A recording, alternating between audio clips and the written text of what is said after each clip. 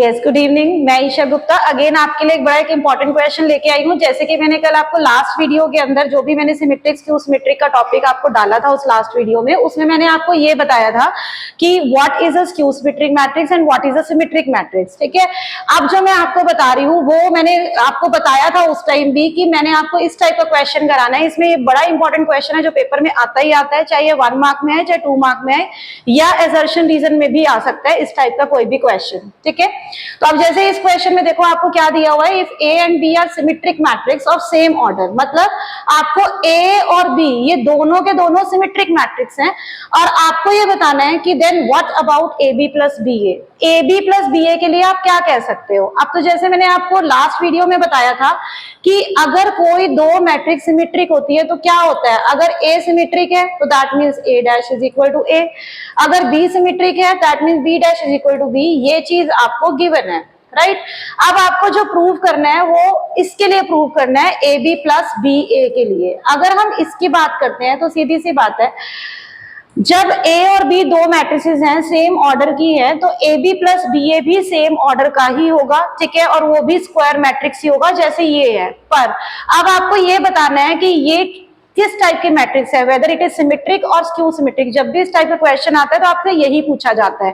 तो अब हम ये चेक करेंगे कि ये सिमेट्रिक है या स्क्यू सिमेट्रिक है। तो उसके लिए क्या करते हैं, एक्चुअली सिमेट्रिक मैट्रिक्स में क्या होता है कि हम उसका ट्रांसपोज, यहाँ पर ट्रांसपोज देखते हैं कि क्या ये दोबारा से आ जाएगा। जैसे हमने यहाँ पर बोला कि A dash is equal to A, तो ऐसे हमें ये प्रूव करना है कि what about A B plus B A. So we will prove that A B plus B A का होल डैश किसके इक्वल होगा। तो अब यहाँ पर ए बी प्लस बी ए का होल डैश, ये ट्रांसपोज की प्रॉपर्टी होती है कि आप इसको सेपरेट कर सकते हो ऐसे। ठीक है, आप इसको अलग अलग इस तरह से कर सकते हैं।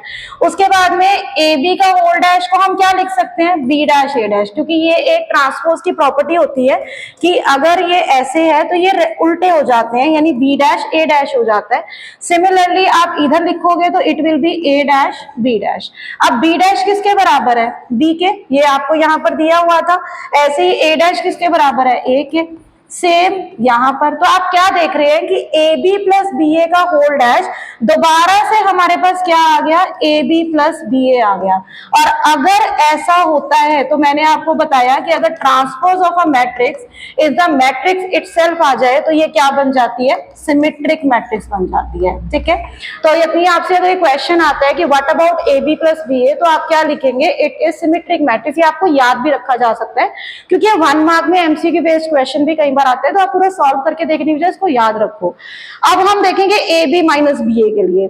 अगर हम ए बी माइनस बी ए के लिए बात करें तो ए बी माइनस बी ए के लिए क्या होगा, माइनस के लिए उसके अकॉर्डिंग देखेंगे, बिल्कुल सेम उसी तरह से हम यहाँ पर देखेंगे जैसे हमने इसमें किया है। ए बी माइनस बी ए यानी ए बी माइनस बी ए का हम होल डैश करते हैं, राइट।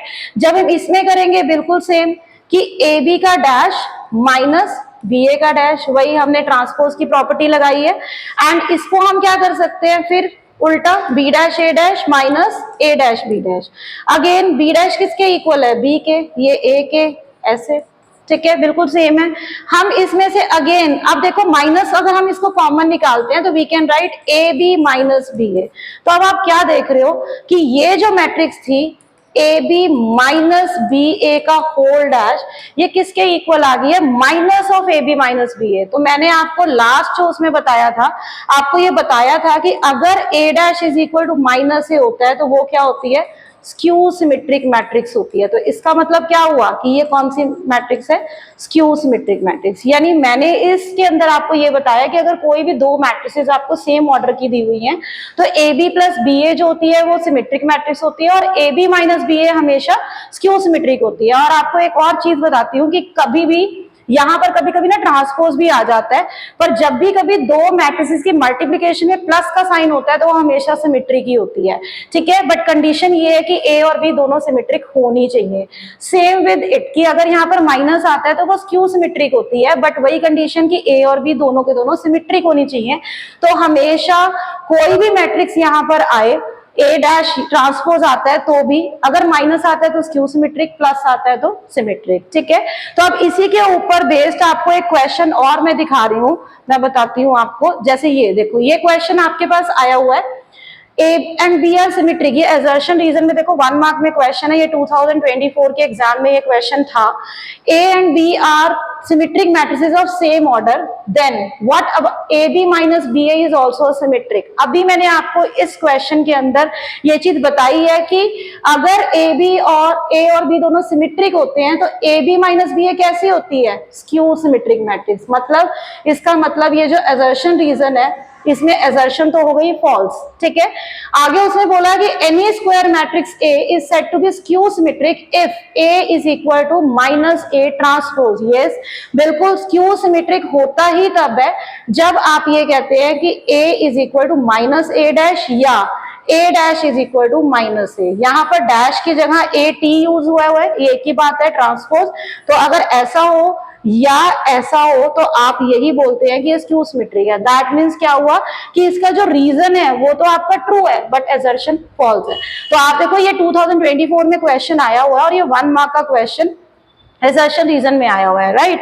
अब जो मैं आपको क्वेश्चन बता रही हूँ, एक इस टाइप के अलावा जो आपके पास 1 मार्क में जो क्वेश्चन आ सकता है वो इस टाइप से क्वेश्चन आ सकता है कि आपको एक मैट्रिक्स दी होगी और आपको बोला होगा कि क्या वो सिमेट्रिक, वो दिया हुआ है, गिवन है वहां पर कि वो सिमेट्रिक है, और आपको जितने भी एक्स वाई जेड कॉन्स्टेंट या वेरिएबल है उनकी वैल्यू आपको फाइंड आउट करनी है।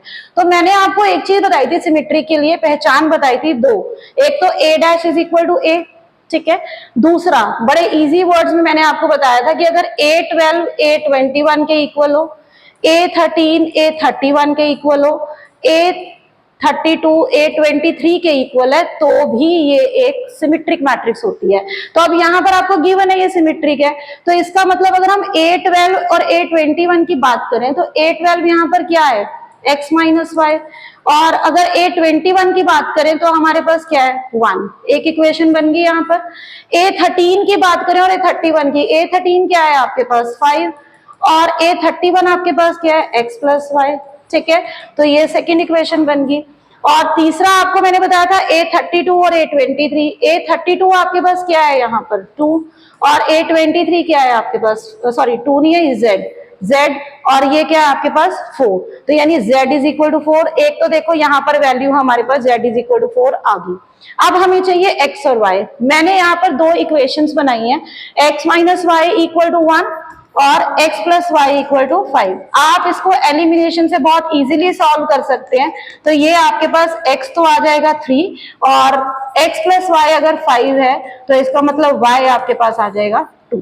तो इस टाइप का क्वेश्चन भी पेपर में आता है जो कि 1 मार्क में या 2 मार्क में आने के पूरे चांसेस रहते हैं, राइट। अब इसके साथ ही एक आपका स्क्यू सिमेट्री का क्वेश्चन है, जैसे मैंने सिमेट्रिक बताया ना ऐसे आपके पास स्क्यू सिमेट्रिक का भी क्वेश्चन आ सकता है। तो स्क्यू सिमेट्रिक में क्या होता है, या तो देखो इसकी कंडीशंस बताई थी मैंने, मेन कंडीशन सबसे पहली हम क्या करते हैं, डायगोनल एलिमेंट 0 होता है। पहले हम स्क्यू सिमेट्री की अगर आपको पहचान करनी है तो आप पहले डायगोनल एलिमेंट को देखो, और डायगोनल एलिमेंट कौन से होते हैं, ये वाले डायगोनल एलिमेंट होते हैं। तो यहाँ पर अगर डायगोनल एलिमेंट को देखें तो इसमें b है एक ऐसा, वो 0 के बराबर, यानी एक चीज तो आपके पास आ गई कि आपको b 0 आ गया, राइट। अब आप a के लिए काम करते हैं।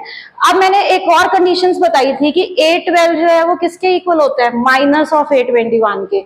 अगर हम A12 की बात करें तो यहाँ पर क्या है A माइनस A21 यानी -2, तो यहाँ पर A भी आपके पास आ गया कि A बन गया आपके पास 2, राइट। अब हम करते हैं C के लिए। C के लिए जैसे A12 A21 था ऐसे A13 भी तो माइनस A31 होता है। तो A13 क्या है यहाँ पर 3 और A31 क्या है आपके पास C, तो ये क्या आ गया -C, तो C आपके पास बन गया -3। यानी आपको B, A और C की वैल्यू फाइंड आउट करनी थी, तो हमने यहाँ पर कर दी डायगोनल एलिमेंट, हमने प्रॉपर्टीज ही यूज करी, जो भी स्क्यू सिमेट्रिक मैट्रिक्स की प्रॉपर्टीज होती हैं उसमें डायगोनल एलिमेंट 0 पहला, सेकंड वही A12 equal to minus A21, इसमें नेगेटिव साइन होता है तो हमने वो लगाई है। तो हम इस तरह से ये क्वेश्चन कर सकते हैं। तो ये बहुत ही इंपॉर्टेंट क्वेश्चन है, जो भी मैंने आज ये बताया है आपको, मतलब ये पेपर में आते ही आते हैं, किसी ना किसी सेट में आप half yearly, pre board, board जो भी आप देंगे उसके अंदर ये क्वेश्चन आने के बहुत सारे चांसेस रहते हैं। तो जो मैं नेक्स्ट वीडियो में आपको सिमेट्रिक मैट्रिक्स का एक थोड़ा सा एक और छोटा सा टॉपिक रह गया वो भी मैं साथ साथ करवाऊंगी नेक्स्ट वीडियो में। अभी के लिए थैंक यू।